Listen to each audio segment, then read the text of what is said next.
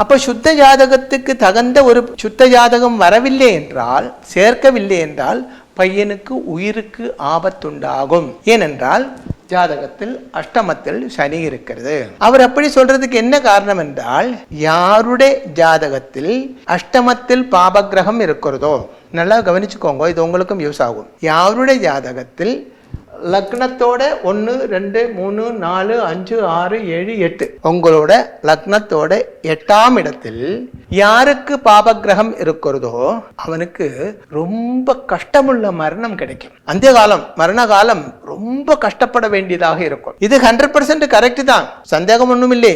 ஏற்கனவே சில ஜாதகங்கள் பார்த்துட்டு அஷ்டமாதிபன் லக்னத்திலே இருந்து அஷ்டமத்தில் செவ்வாய் பார்வை இருந்தால் அது அபவர்த்தி யோகம் என்று சொன்னேன், ஆதாரத்துடன் சொன்னேன். அதே மாதிரி ரொம்ப முக்கியமான விஷயம் தான் இதுவும். அதாவது அஷ்டமத்தில் பாபகிரகம் இருந்தால் கஷ்டப்பட்டு மரிக்க வேண்டியதாக இருக்கும்.